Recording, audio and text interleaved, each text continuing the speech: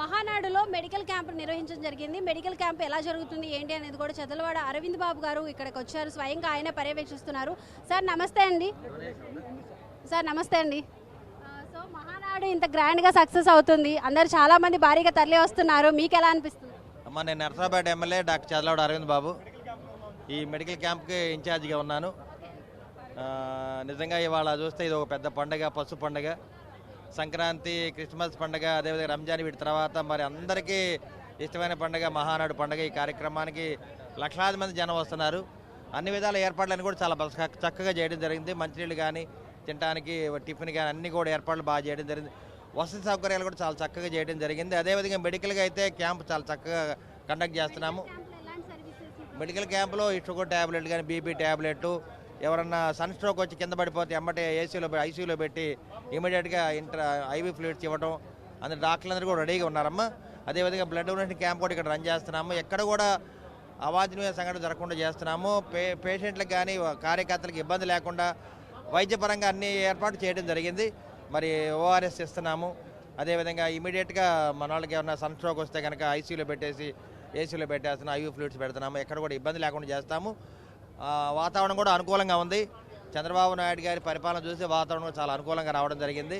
ఈ ఉమ్మడి కూటమిలో ఇటువంటి కార్యక్రమం ఇన్ని లక్షల మంది జనం రావడం అనేది చాలా సంతోషంగా ఉంది. నిజంగా కార్యకర్తలు, నాయకులు, మరి అభిమానులు అందరూ కూడా రావడం జరిగింది. అందరూ కూడా ధన్యవాదాలు తెలియజేస్తున్నాం. ముఖ్యంగా మీడియా సోదరులకి మరి చక్కటి అభినందనలు తెలియజేస్తున్నాం. రైట్. అలాగే అరవింద్ గారు, ఇప్పటికే చాలా మంది అంటే మీరు ఎక్స్పెక్టేషన్ చేసిన దానికన్నా ఎక్కువగా జనాలు వచ్చారు.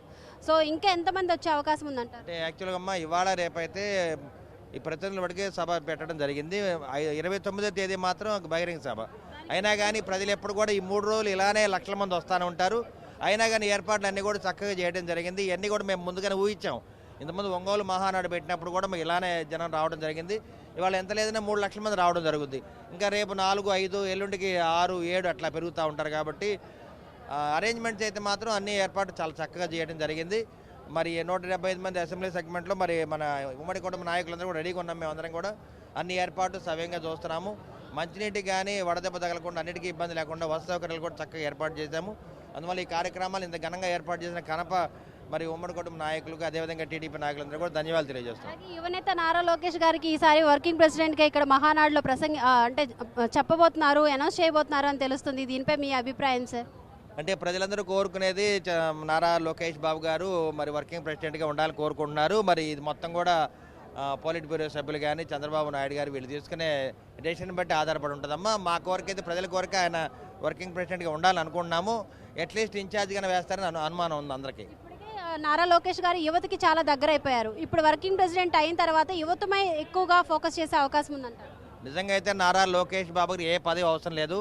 ఆయన యువనేత, ప్రజల గుండెల్లో ఉన్నాడు, యువకుల గుండెల్లో ఉన్నాడు. కాబట్టి అందరూ కూడా ఆయన్ని వాళ్ళు కొలుస్తూ ఉన్నారు. ఎందుకంటే మరి యువగలం పాదయాత్రలు అందరికీ హామీలు ఇవ్వడం జరిగింది. యువకులందరూ కూడా ఆయన వెంటే ఉన్నారు. రాబోయే కాలంలో మన యువ నాయకుడు కాబోయే మరి మీ అందరికీ కూడా తెలుసు. మరి ఈ కార్యక్రమాన్ని ఇంత ఘనంగా విజయవంతం చేస్తుంది నిజంగా చంద్రబాబు నాయుడు గారి కంటే కూడా మన యువనేత నారా లోకేష్ బాబు గారు. Thank you so much sir.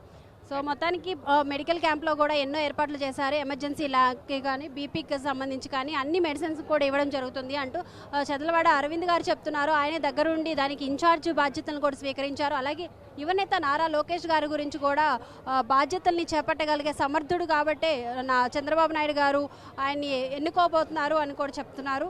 Over to studio.